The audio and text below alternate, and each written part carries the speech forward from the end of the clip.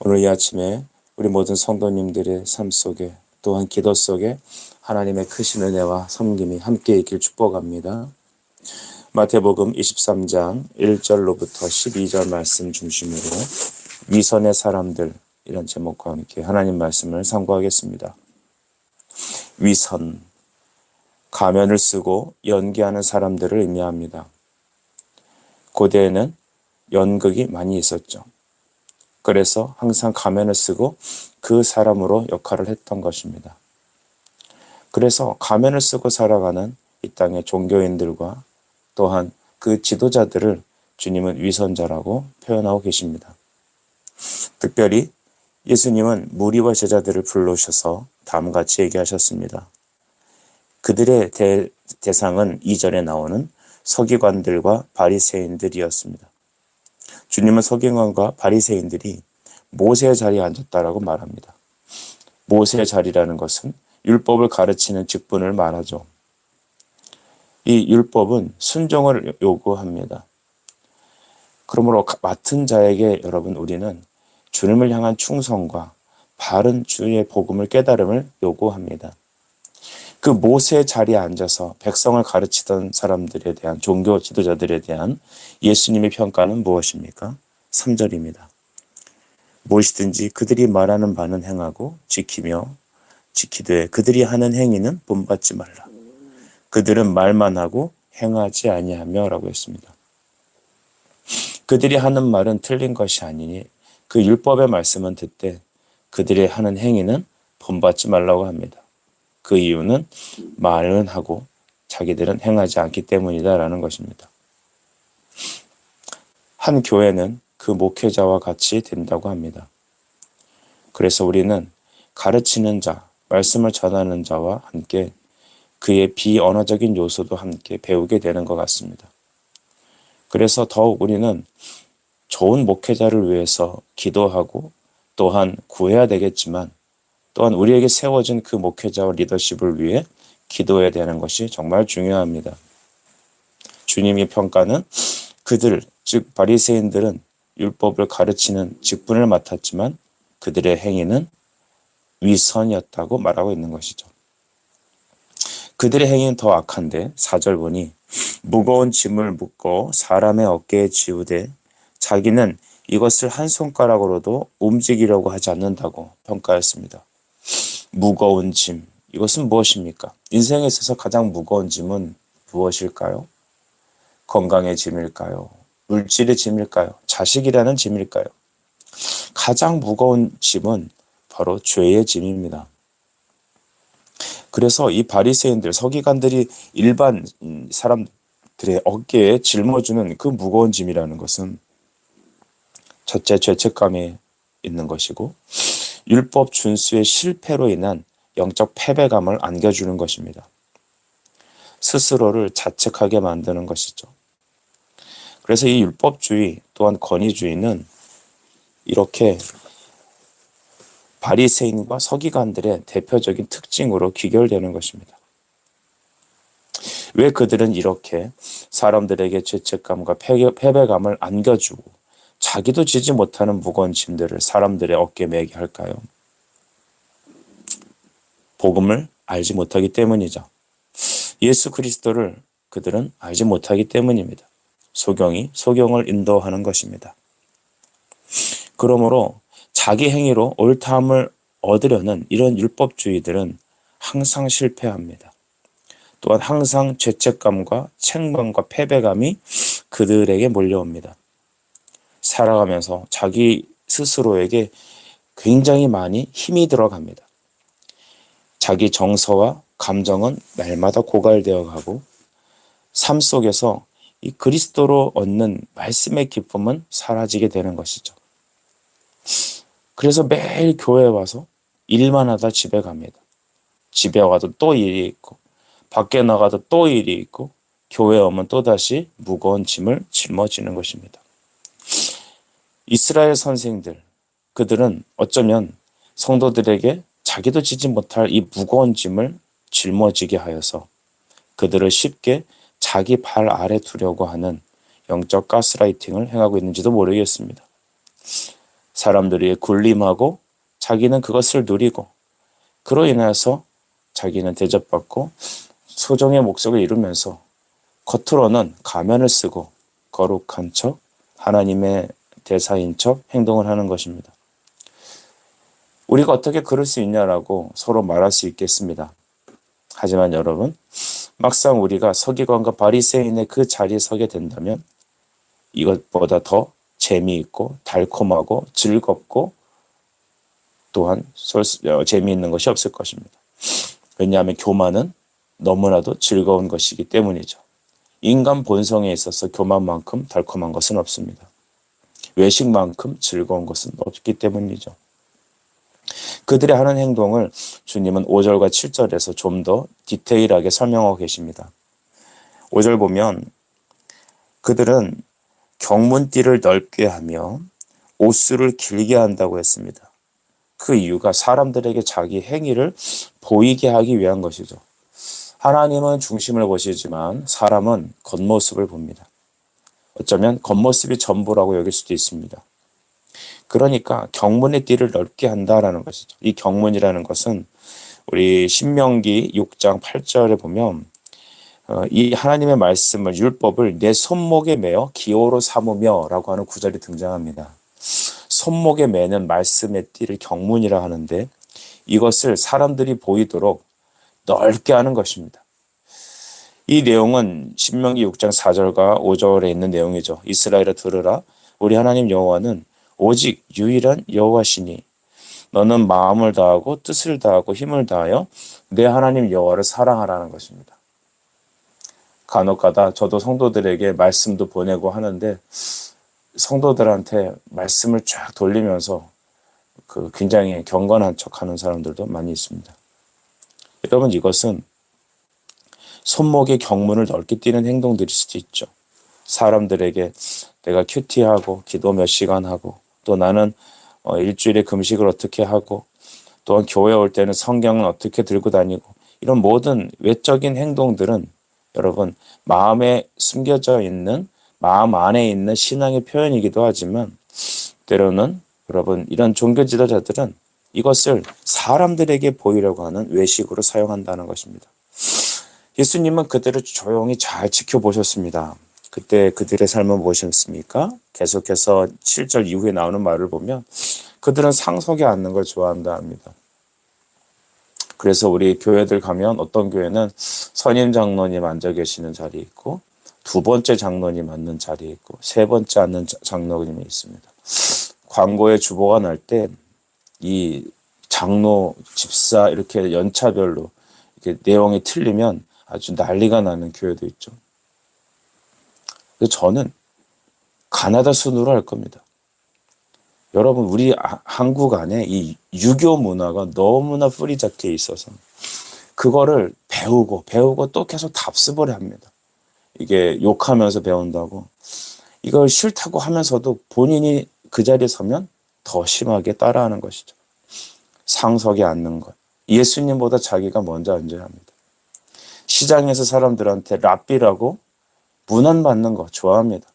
인사 안 하고 지나가면 괘씸해서 그 사람 인생이 꼬이죠.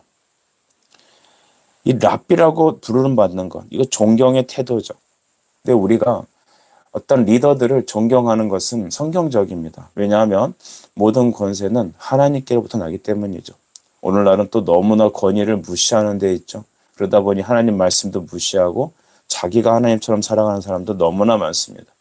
고집불통에 자기 안한무인으로 살아간다는 것은 어쩌면 죄의 특징이기도 하죠. 이것은 MZ세대 특징도 아니고 죄인의 특징입니다.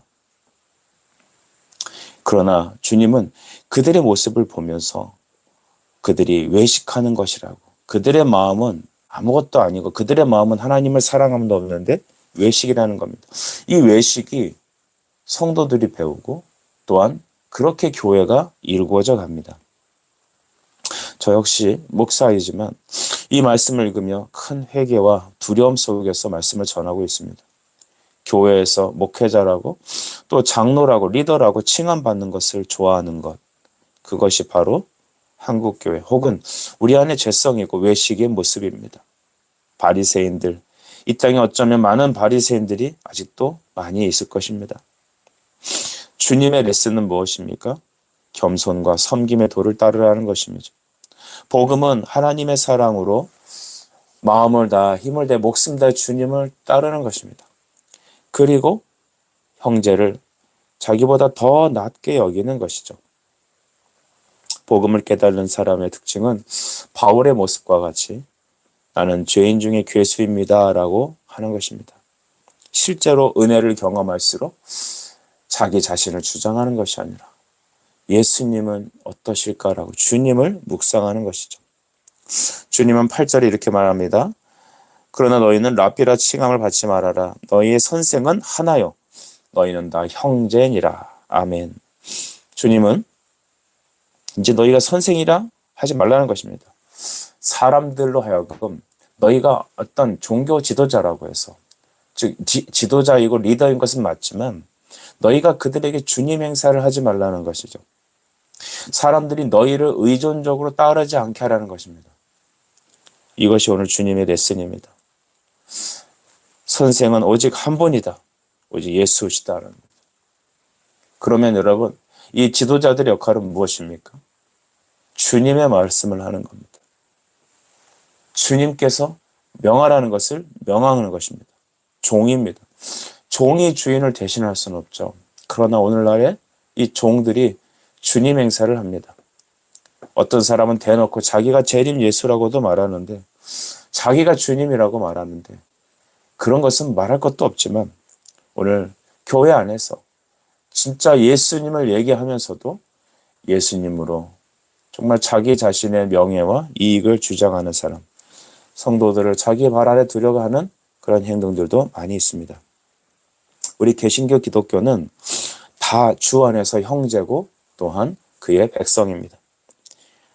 오직 우리에게 주신 리더십과 권위는 주님을 잘 섬기기 위해 섬김의 직분이지 또한 주님의 말씀을 전하는 종이기에 우리는 그 주의 말씀에 대한 권위를 따라 그를 인정하고 따르는 것이지 그를 존중하는 것이지 그 사람 자체 안에 영적인 능력이나 어떤 그 사람 안에 신적인 능력이 깃들린 게 아닙니다.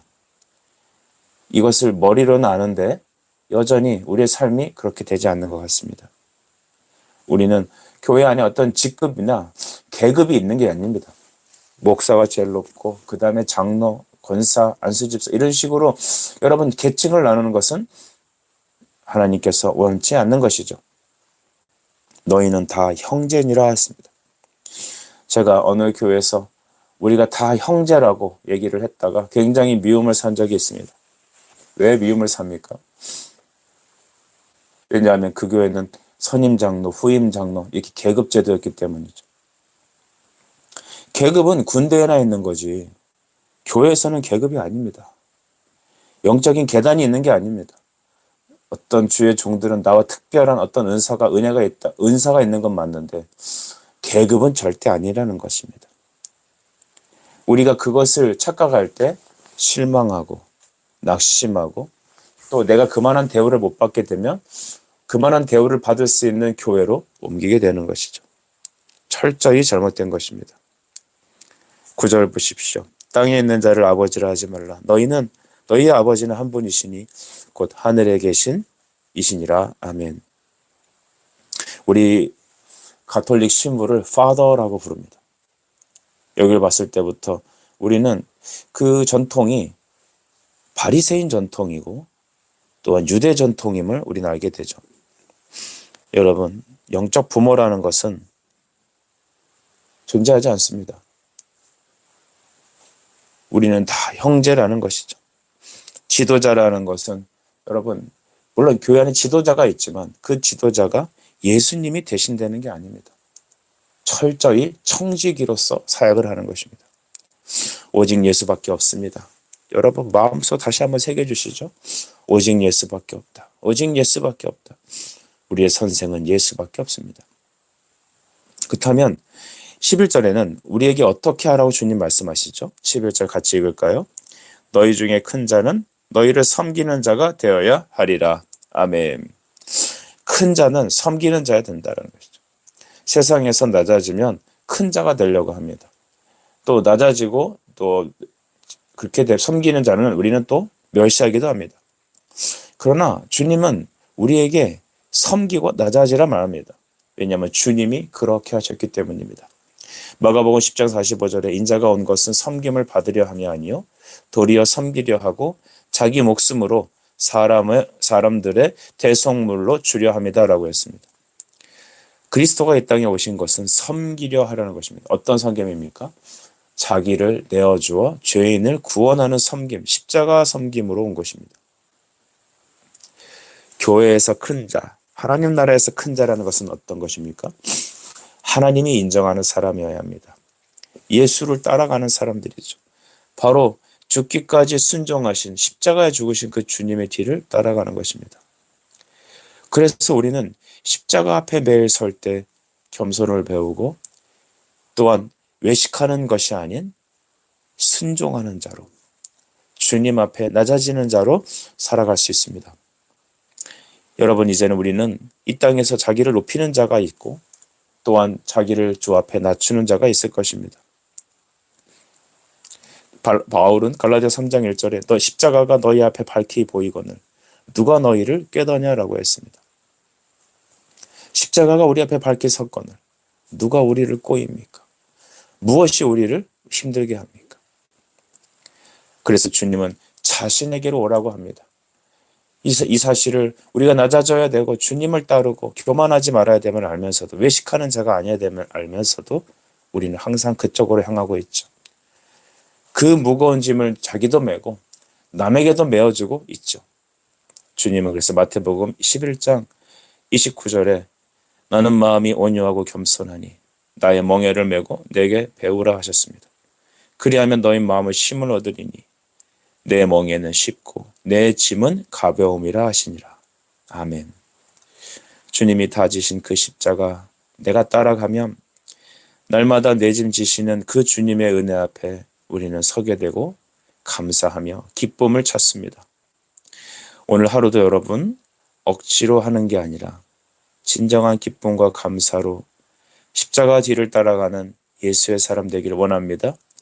존 칼빈의 편지에서 나온 한 귀절을 인용하고 설교를 마치겠습니다. 나의 심장을 주께 드리나이다. 즉시 그리고 진심으로 기도하겠습니다.